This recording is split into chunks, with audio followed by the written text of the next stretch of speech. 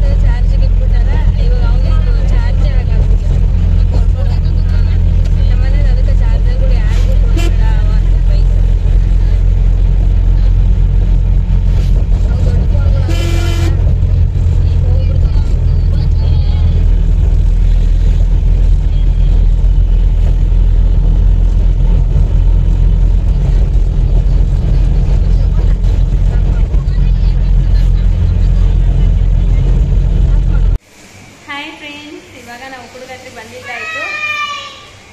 ನಾವೀಗ ರೂಮಲ್ಲಿ ಕುತ್ಕೊಂಡಿದ್ದೀವಿ. ರೂಮ್ ಸಿಗುತ್ತೋ ಇಲ್ಲೋ ಅಂತ ಅನ್ಕೊಂತ ಬಂದೆ.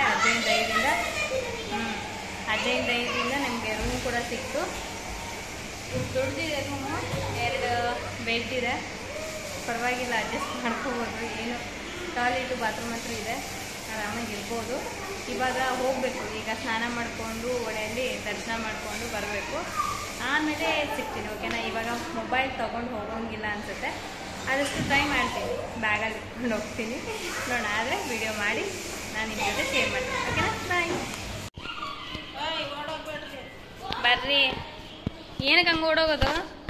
ನಾವೀಗ ರೂಮಿಗೆ ಬಂದು ಸ್ವಲ್ಪ ಹೊತ್ತು ರೆಸ್ಟ್ ಮಾಡಿ, ಅಂದರೆ ಒಂದು 5-10 ನಿಮಿಷ ಕುತ್ಕೊಂಡು ಅದಾದಮೇಲೆ ನಾವೀಗ ಹೋಗ್ತಾ ಇರೋದು ಹೋಟೆಲ್ಗೆ. ಫಸ್ಟು ಹೋಟೆಲ್ಗೆ ಹೋಗ್ಬಿಟ್ಟು ಮಕ್ಳಿಗೆ ಏನಾದರೂ ತಿನ್ನಿಸ್ಕೊಂಡು ಅದಾದಮೇಲೆ ಸ್ನಾನಕ್ಕೆ ಹೋಗ್ಬಿಟ್ಟು ಸ್ನಾನ ಮುಗಿಸ್ಕೊಂಡು ಅದಾದಮೇಲೆ ದೇವ್ರ ದರ್ಶನಕ್ಕೆ ಹೋಗಬೇಕು. ತುಂಬ ದಿನ ಆದಮೇಲೆ ದೇವಸ್ಥಾನಕ್ಕೆ ಬಂದಿರೋದ್ರಿಂದ ತುಂಬ ಎಕ್ಸೈಟ್ಮೆಂಟಲ್ಲಿದ್ದಾರೆ.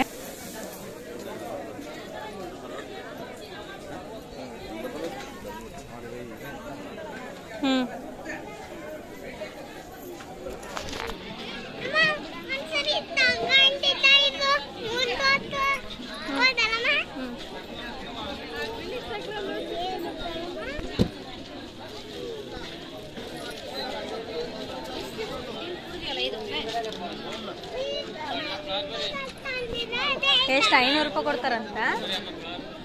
ಏನಮ್ಮ, 500 ರೂಪಾಯಿ ಕೊಡ್ತಾರಂತ? ಹಾಂ,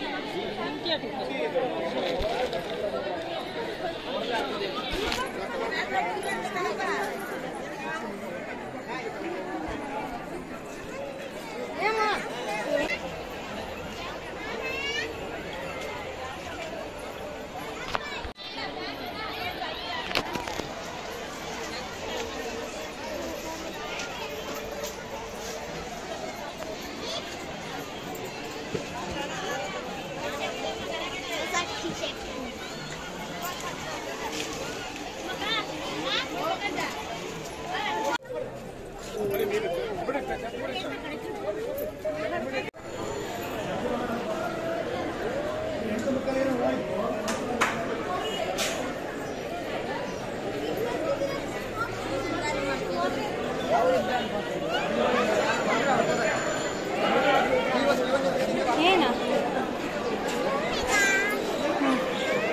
ಹಾಂ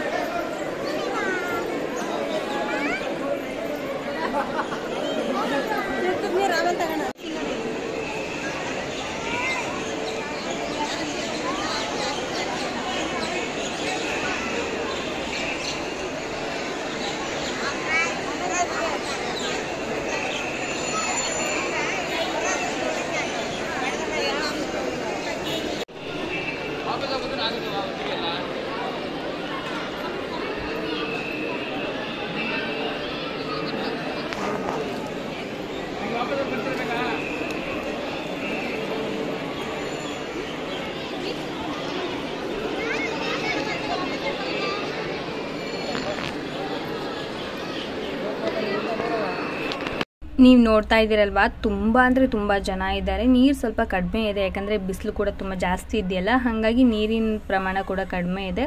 ತುಂಬ ರಶ್ ಇದೆ. ನಾವೀಗ 30 ರೂಪಾಯಿ ಟಿಕೆಟ್ ಅಂತಂದು ಹೇಳಿ ಸ್ವಲ್ಪ ಸ್ಪೆಷಲ್ ಅಂದರೆ ಸ್ವಲ್ಪ ಸ್ಪೆಷಲು, ಇನ್ನೂ ಸ್ಪೆಷಲ್ ಅಂದರೆ 100 ರೂಪೀಸು. ಸ್ವಲ್ಪ ಬೇಗನೆ ಹೋಗಿ ದರ್ಶನ ಮಾಡ್ಬೋದು. ನಾವು ನಾರ್ಮಲ್ ಕ್ಯೂವಲ್ಲೇ ಹೋಗ್ತಾ ಇದ್ವಿ, ಆದರೆ ತುಂಬ ಜನ ಇದ್ದರು, ತುಂಬ ರಶ್ ಇತ್ತು. ಮಕ್ಕಳನ್ನ ಕರ್ಕೊಂಡು ಆ ರಶಲ್ಲಿ ಹೋಗೋದಕ್ಕಾಗಲ್ಲ ಅಂತ ಹೇಳ್ಬಿಟ್ಟು ಮತ್ತು 30 ರೂಪಾಯಿ ಟಿಕೆಟ್ ತೊಗೊಂಡು ಹೋಗ್ತಾ ಇದ್ದೀವಿ. ನೋಡಿ, ಜಸ್ಟ್ ಒಂದು 10 ನಿಮಿಷದಲ್ಲೇ ನಮ್ಗೆ ದರ್ಶನ ಕೂಡ ಆಯಿತು. ಈ ಮಿಡ್ಲಲ್ಲಿ ಏನು ನೋಡ್ತಾ ಇದ್ದೀರಾ, ಇದು ನಾರ್ಮಲ್ ಕ್ಯೂ, ಇದು ತುಂಬ ರಶ್ ಇರುತ್ತೆ. ನೀವು ಲಾಸ್ಟಲ್ಲಿ ನೋಡ್ತಾ ಇದ್ದೀರಲ್ವಾ, ಫಸ್ಟಲ್ಲಿ ಅಂದರೆ ಲಾಸ್ಟಲ್ಲಿ ಆ ಲೈನು ನಿಮಗೆ ಇವಾಗ 30 ರೂಪಾಯಿ ಕೊಟ್ಟು ನಾವು ಏನು ಹೋಗ್ತಾ ಇದ್ದೀವೋ ಆ ದರ್ಶನಕ್ಕೆ ಆರಾಮಾಗಿ ದರ್ಶನ ಮಾಡ್ಕೊಂಡು ಬಂದ್ವಿ. ರೂಮ್ ಕೂಡ ಸಿಕ್ತು. ತುಂಬ ಜನ ಬರ್ತಾಯಿದ್ರು. ಅದರಲ್ಲಿ ಕೂಡ ಭಾನುವಾರ ಅಮಾವಾಸ್ಯೆ ಬಂದಿರೋದ್ರಿಂದ ಎಲ್ಲೆಲ್ಲಿಂದನೋ ಬರ್ತಾ ಇದ್ದಾರೆ, ಬೇರೆ ಬೇರೆ ಊರುಗಳಿಂದ, ಹಾಗೆ ಬೇರೆ ಬೇರೆ ರಾಜ್ಯಗಳಿಂದನೂ ಕೂಡ ಬರ್ತಾ ಇದ್ದಾರೆ ದರ್ಶನಕ್ಕೆ. ಆತನ ಮಹಿಮೆನೇ ಹಾಗೆ, ಯಾರನ್ನು ಬೇಕಾದ್ರೂ ಆ ಊರಿಗೆ ಕರೆಸ್ಕೋತಾನೆ, ಆ ಥರ ಇರುತ್ತೆ ಆತನ ಪವಾಡ. ತುಂಬ ದಿನ ಆದಮೇಲೆ ಹೋದ್ವಲ್ಲ, ವೆಯ್ಟ್ ಮಾಡ್ತಾಯಿದ್ವಿ ಯಾವಾಗ ದರ್ಶನ ಆಗುತ್ತೋ ಏನೋ, ಬೇಗ ದರ್ಶನ ಆಗಲಿ ಅಂತ ಹೇಳ್ಬಿಟ್ಟು ಕಾಯ್ತಾ ಇದ್ವಿ. ಹತ್ತತ್ರ 1 ವರ್ಷನೇ ಆಯ್ತು ಅನಿಸುತ್ತೆ ನಾವು ಹೋಗಿ ಬಂದು. ಈಗ ದರ್ಶನ ಮಾಡೋದಕ್ಕೆ ನಮಗೊಂದು ಅವಕಾಶ ಸಿಕ್ತು. ಅಜ್ಜಯ್ಯನ ದೇವಸ್ಥಾನದಲ್ಲಿ ವಿಡಿಯೋ ಮಾಡೋ ಹಾಗಿಲ್ಲ, ಹಾಗಾಗಿ ಅಲ್ಲಿ ವಿಡಿಯೋ ಮಾಡಲಿಲ್ಲ. ಇದು ನೆಕ್ಸ್ಟ್ ಅಜ್ಜಯ್ಯನ ದೇವಸ್ಥಾನ ಮುಂದ್ಗಡೆನೇ ತುಕ್ಕಪ್ಪಜ್ಜನ ದೇವಸ್ಥಾನ. ತುಕ್ಕಪ್ಪಜ್ಜನ ದೇವಸ್ಥಾನದ ಹಿಂದ್ಗಡೆ ನಾಗಪ್ಪಜ್ಜನ ದೇವಸ್ಥಾನ. ನಾಗಪ್ಪಜ್ಜನ ದೇವಸ್ಥಾನಗಡೆ ಹಿಂದ್ಗಡೆ ಬಂದ್ಬಿಟ್ಟು ವೀರಭದ್ರೇಶ್ವರ ದೇವಸ್ಥಾನ. ಈ ಥರ ದೇವಸ್ಥಾನಗಳು ಇದು ಎಲ್ಲ ಹೊಸದಾಗಿ ಕಟ್ಟಡ ಕಟ್ಟಿದ್ದಾರೆ. ಹಾಗೆ ಇನ್ನೂ ಕೂಡ ತುಂಬ ಚೆನ್ನಾಗಿದೆ ಕಟ್ಟಡ. ತೋರಿಸ್ತೀನಿ ನಾನು ಮುಂದಿನ ವೀಡಿಯೋದಲ್ಲಿ, ಅಂದರೆ ಈ ವಿಡಿಯೋದಲ್ಲೇ ಕಂಟಿನ್ಯೂ ಅಲ್ಲಿ ನಾನು ತೋರಿಸ್ತೀನಿ. ನನ್ನ ಮಕ್ಕಳಂತರೂ ಸುಮ್ಮನೆ ಹೋಗ್ತಾನೆ ಇದ್ದಾರೆ. ಎಷ್ಟು ಬಿಸಿಲಿದೆ ಅಂದರೆ ತುಂಬ ಬಿಸಿಲಿದೆ. 10 ಗಂಟೆ ಇನ್ನೂ ಆಗಿಲ್ಲ, ಅಷ್ಟೊತ್ತಿಗೆ ಕಾಲೆಲ್ಲ ಸಖತ್ತಾಗಿ ಸುಡ್ತಾ ಇದ್ವು, ಆ ರೇಂಜಿಗಿತ್ತು ಬಿಸಿಲು. ನಾವೀಗ ದೇವಸ್ಥಾನಕ್ಕೆಲ್ಲ ದರ್ಶನ ಮಾಡಿಕೊಂಡು ಇಲ್ಲಿ ಕುತ್ಕೊಂಡು ಅದಾದಮೇಲೆ ಮತ್ತೆ ರೂಮಿಗೆ ಹೋಗಿಬಿಟ್ಟು ಅದಾದಮೇಲೆ ನಾವೀಗ ಪ್ರಸಾದಕ್ಕೆ ಬರಬೇಕು. ಪ್ರಸಾದದ ಟೈಮಿಂಗ್ ಬಂದುಬಿಟ್ಟು 10 ಗಂಟೆಯಿಂದ ಪ್ರಸಾದ ಕೊಡ್ತಾರೆ ಅಂತ ಹೇಳಿದರು. ಹಾಗಾಗಿ 10 ಗಂಟೆಗೆ ನಾವು ಪ್ರಸಾದಕ್ಕೂ ಕೂಡ ಬಂದ್ವಿ. ಅಲ್ಲೂ ಕೂಡ ತುಂಬ ಹೊತ್ತು ನಿಂತ್ಕೊಂಡಿದ್ವಿ ಕ್ಯೂವಲ್ಲಿ. ದೇವ್ರ ಪ್ರಸಾದ ಸಿಗಬೇಕಂದ್ರೆ ಕ್ಯೂವಲ್ಲಿ ನಿಂತ್ಕೊಳ್ಳೇಬೇಕು. ಏನೇ ನಾವು ತೊಗೊಂಬಂದ್ರೂ ಅಥವಾ ಏನೇ ನಾವು ಹೋಟೆಲಲ್ಲಿ ತಿಂದರೂ ಕೂಡ ಇಲ್ಲಿ ತಿಂದಷ್ಟು ತೃಪ್ತಿ ಆಗಿರ್ಬೋದು, ಏನೇ ಆಗಿರ್ಬೋದು ಸಿಗೋದಿಲ್ಲ. ಹಾಗೆ ನಾವು ಇಲ್ಲಿ ಏನು ಊಟ ಮಾಡಿರ್ತೀವೋ ಅದೇ ಥರನೇ ಅಡುಗೆನ ಮನೇಲಿ ಮಾಡಿಕೊಂಡ್ರು ಕೂಡ ನಮ್ಗೆ ಆ ಟೇಸ್ಟ್ ಬರೋದಿಲ್ಲ.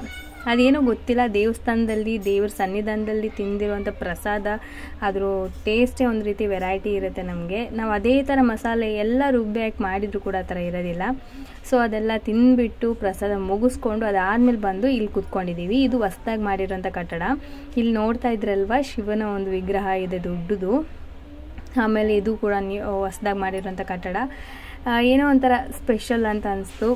ಪ್ರತಿ ವರ್ಷವೂ ಕೂಡ ಸ್ವಲ್ಪ ಸ್ವಲ್ಪ ಚೇಂಜಸ್ನೆಲ್ಲ ಮಾಡ್ತಾ ಇದ್ದಾರೆ. ನೋಡ್ತಾ ಯಾವ ಥರ ಚೇಂಜಸ್ ಆಗ್ತಾ ಇದೆ ಅಂತಲೂ ಕೂಡ ನಮಗೆ ಗಮನಿಸ್ಬೋದು ನಾವು. ಯಾಕಂದರೆ ನಾವು ಚಿಕ್ಕ ವಯಸ್ಸಿಂದನೂ ಕೂಡ ನಾನು ಬರ್ತಾ ಇದ್ದೀನಿ.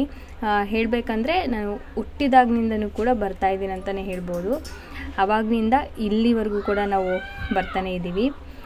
ಎಲ್ಲ ದರ್ಶನ ಮುಗಿಸ್ಕೊಂಡು ಊಟ ಮುಗಿಸ್ಕೊಂಡು ಸ್ವಲ್ಪ ಸುತ್ತಾಡಿ ಅದಾದಮೇಲೆ ರೂಮಿಗೆ ಬಂದ್ವಿ. ರೂಮಿಗೆ ಬಂದು ಇದು ಸ್ವಲ್ಪ ಯಾವ ಟೈಮ್ ಅಂದರೆ ಒಂದು 4:15 ಏನೋ ಆಗ್ತಾ ಬಂತು. ಆ ಟೈಮಲ್ಲಿ ಮಕ್ಕಳಿಗೆ ಸ್ವಲ್ಪ ಏನಾದರೂ ತಿನ್ಸೋಣ ಅಂತ ಅಂದ್ಕೊಂಡೆ. ಮನೆಯಿಂದನೇ ಪುಳಿಯೋಗರೆ ಗೊಜ್ಜು ಮತ್ತು ರೈಸ್ ತೊಗೊಂಬಂದಿದ್ದೆ. ಹಾಗಾಗಿ ಅದನ್ನು ತಿನ್ನಿಸ್ಬೇಡ ಅಂತ ಹೇಳಿ ಅವರಿಬ್ಬರನ್ನು ಕೂರಿಸ್ಕೊಂಡು ತಿನ್ನಿಸ್ತಾ ಇದ್ದೀನಿ. ಮತ್ತು ಮನೆಯಿಂದನೇ ಖಾರ ಅದೆಲ್ಲ ತೊಗೊಂಬಂದಿದ್ದೆ. ಮಕ್ಕಳಿಗೆ ಏನಂದರೆ ನಾವು ಏನೇ ತೊಗೊಂಡು ಅಂದರೆ ಹೊರಗಡೆ ಏನೇ ತಿನ್ನಿಸಿದ್ರು ಕೂಡ ಮನೆಯಿಂದ ಸ್ವಲ್ಪನಾದರೂ ಏನಾದರೂ ತೊಗೊಂಡು ಹೋದರೆ ಅವರು ಏನಾದರೂ ಹೊಟ್ಟೆ ಹಸಿವು ಅಂತ ಹೇಳಿದ ತಕ್ಷಣ ತಿನ್ನಿಸೋದಕ್ಕೆ ಈಸಿ ಆಗುತ್ತೆ ಅಂತ ಹೇಳಿ ನಾನು ತೊಗೊಂಡು ಹೋಗಿದ್ದು. ನನ್ನ ಮಕ್ಕಳು ಫುಲ್ ಫ್ರೀಯಾಗಿ ಆಟಾಡ್ತಾ ಇದ್ದಾರೆ. ಇನ್ನೊಂದು ಏನಂದರೆ ಅವ್ರ ಪಪ್ಪ ಒಬ್ಬರು ಮಿಸ್ಸಿಂಗು, ಅವ್ರ ಪಪ್ಪ ಬರೋದಕ್ಕಾಗಲಿಲ್ಲ. ನಾನು, ಅಮ್ಮ, ಮಕ್ಕಳು, ನಾವು 4 ಜನ ಬಂದಿದ್ದು. ಈ ಸಲ ನಮ್ಮ ಮನೆಯವ್ರು ಮಿಸ್ಸಿಂಗು. ನೆಕ್ಸ್ಟ್ ನೋಡಬೇಕು, ಟೈಮ್ ಕೂಡಿ ಬಂತು ಅಂದರೆ ನಾವು ಬರ್ತೀವಿ. ಯಾಕಂದರೆ ನಾವು ಅಂದ್ಕೊಂಡಿದ್ದ ತಕ್ಷಣವೇ ಆಗೋದಿಲ್ಲ, ನಾವು ಏನು ಅನ್ಕೋತೀವಿ ಅದು ಆಗೋದಿಲ್ಲ. ಎಲ್ಲದಕ್ಕೂ ಕೂಡ ಅದರದ್ದೇ ಆದಂಥ ಟೈಮ್ ಬರಬೇಕು. ಹಾಗೆ ದೇವ್ರ ಅಪ್ಪಣೆ ಕೂಡ ಹಾಗೆ ಇರಬೇಕಲ್ವ. ಯಾವುದೋ ಒಂದು ಕೆಲಸ ಆಗಬೇಕಂದ್ರೂ ಕೂಡ ದೇವ್ರ ಅಪ್ಪಣೆ ಇಲ್ಲದೆ ಏನೂ ಆಗೋದಿಲ್ಲ. ಹಾಗೆ ಒಂದು ಹುಲ್ಕಡ್ಡಿ ಅಲ್ಲಾಡಬೇಕಂದ್ರೂ ಕೂಡ ದೇವ್ರ ಅಪ್ಪಣೆ ಬೇಕು. ಹಾಗಾಗಿ ನೋಡೋಣ ನೆಕ್ಸ್ಟ್ ಯಾವ ಟೈಮಲ್ಲಿ ಆ ದೇವ್ರು ನಮಗೆ ಈ ಸನ್ನಿಧಾನಕ್ಕೆ ಕರೆಸ್ಕೋತಾನಂತ. ಹೇಳಬೇಕಂದ್ರೆ ದಾವಣಗೆರೆಯಿಂದ ತುಂಬ ಏನು ದೂರ ಇಲ್ಲ, ಒಂದು 50 ಕಿಲೋಮೀಟ್ರ್ ಅಷ್ಟೇ ನಮ್ಗೆ ದೂರ. ಆದರೂ ಕೂಡ ಬರೋದಕ್ಕೆ 1 ವರ್ಷ ತೊಗೊಂಡ್ವಿ ಟೈಮು. ಆ ಥರ ಇರುತ್ತೆ ಸಿಚುವೇಶನ್ಸು, ಏನು ಮಾಡೋದಕ್ಕಾಗಲ್ಲ. ಇಲ್ಲಿ ನನ್ನ ಮಕ್ಕಳು ತಲೆಹರಟೆ ನೋಡಿ ಎಷ್ಟು ಚೆನ್ನಾಗಿ ತಲೆಹರಟೆ ಕೆಲಸ ಮಾಡ್ತಾ ಇದ್ದಾರೆ ಅಂತ. ಅವರಿಬ್ಬರನ್ನು ಕೂರಿಸ್ಕೊಂಡು ತಿನ್ನಿಸ್ತಾ ಕೂತಿದ್ದೀನಿ. ಅವ್ರಿಗೆ ಇದನ್ನು ತಿನ್ನಿಸ್ಬಿಟ್ಟು ಸ್ವಲ್ಪ ಹೊತ್ತು ಕುತ್ಕೊಳ್ಳೋಣ ಅಂದರೂ ಕೂಡ ಬಿಡ್ತಾಯಿಲ್ಲ. ಇಲ್ಲ ಬೇಗ ಬೇಗ ತಿನ್ನೋಣಮ್ಮ, ಕೆಳಗಡೆ ಹೋಗೋಣ, ಅಂದರೆ ದೇವಸ್ಥಾನದ ಹತ್ರ ಹೋಗೋಣ, ಆಟ ಆಡೋಣ ಅಂತೆಲ್ಲ ಹೇಳ್ತಾಯಿದ್ರು. ಅವ್ರಿಗೊಂದು ರೀತಿ ಫ್ರೀ. ಇವಾಗ ಏನಿದ್ರು ಸ್ಕೂಲ್ ಇರಲ್ಲ ಮತ್ತು ಟ್ಯೂಷನ್ ಕೂಡ ಟೆನ್ಷನ್ ಇಲ್ಲ. ಯಾಕಂದರೆ ರಾಜ್ಯದಲ್ಲೆಲ್ಲ ನಾವು ಈ ಥರ ಬರ್ತಾ ಇರೋದು, ಹಾಗಾಗಿ ಟ್ಯೂಷನಲ್ಲಿ ಕೂಡ ಪರವಾಗಿಲ್ಲ ಅಂತಲೂ ಕೂಡ ಹೇಳ್ತಾರೆ. ಹಾಗಾಗಿ ಅವರು ಸ್ವಲ್ಪ ಫುಲ್ ಫ್ರೀ ಆಗಿಬಿಟ್ಟಿದ್ದಾರೆ. ಎಲ್ಲ ದೇವ್ರ ದರ್ಶನಕ್ಕೆ, ಯಾವ ದೇವಸ್ಥಾನಕ್ಕೆಲ್ಲ ಹೋಗಬೇಕು, ಸನ್ನಿಧಾನಕ್ಕೆ ಹೋಗಬೇಕು, ಎಲ್ಲ ದೇವಸ್ಥಾನಕ್ಕೂ ಕೂಡ ಹೋಗಿ ಬಂದ್ವಿ, ಸನ್ನಿಧಾನಕ್ಕೂ ಕೂಡ ಹೋಗಿ ಬಂದ್ವಿ. ತುಂಬ ಖುಷಿ ಆಯಿತು. ಈ ಥರ ಸಮ್ಮರ್ ಡೇನ ನಾವು ಎಂಜಾಯ್ ಮಾಡಿದ್ವಿ. ಹಾಗೆ ಎಷ್ಟೊಂದು ವಿಡಿಯೋನ ಮಾಡೋಣ ಅಂತ ಅಂದ್ಕೊಂಡೆ, ಆದರೆ ತುಂಬ ವಿಡಿಯೋ ಮಾಡಿದ್ದೀನಿಲ್ಲ ಆಲ್ರೆಡಿ. ಹಾಗಾಗಿ ನಾನು ಜಾಸ್ತಿನೂ ವಿಡಿಯೋ ಮಾಡೋದಕ್ಕೆ ಹೋಗಲಿಲ್ಲ. ದೆವ್ವ ಹಿಡ್ದಿರೋರು ಅದೆಲ್ಲ ಕೂಡ ವಿಡಿಯೋ ಮಾಡೋಣ ಅಂದ್ಕೊಂಡೆ. ಯಾಕಂದ್ರೆ ತುಂಬ ಲೆಂತ್ ಆಗುತ್ತೆ, ಮತ್ತು ಅದೆಲ್ಲ ಗೊತ್ತಿರೋದೇ ಇದೆ, ಮತ್ತೇನಕ್ಕೆ ಅಷ್ಟೊಂದೆಲ್ಲ ಅಂತ ಹೇಳ್ಬಿಟ್ಟು ಜಾಸ್ತಿ ಏನು ವಿಡಿಯೋ ಮಾಡೋದಕ್ಕೆ ಹೋಗಲಿಲ್ಲ. ಶಾರ್ಟಾಗಿ ವಿಡಿಯೋ ಮಾಡಿದ್ದೀನಿ. ಸೊ ನಿಮ್ಗೆ ಇಷ್ಟ ಆದರೆ ಒಂದು ಲೈಕ್ ಮಾಡಿ. ಹೊಸದಾಗಿ ಚಾನಲ್ನ ನೋಡ್ತಾ ಇದ್ದರೆ ಪ್ಲೀಸ್ ಸಬ್ಸ್ಕ್ರೈಬ್ ಮಾಡ್ಕೊಂಡು ನೋಡಿ. ಹಾಗೆ ನಿಮ್ಮ ಫ್ಯಾಮಿಲಿ ಫ್ರೆಂಡ್ಸ್ಗೂ ಕೂಡ ಶೇರ್ ಮಾಡಿ. ನೆಕ್ಸ್ಟ್ ವ್ಲಾಗಲ್ಲಿ ಮತ್ತೆ ಸಿಗ್ತೀನಿ. ಅಲ್ಲಿವರೆಗೂ keep watching my channel. Have a nice day friends. Bye.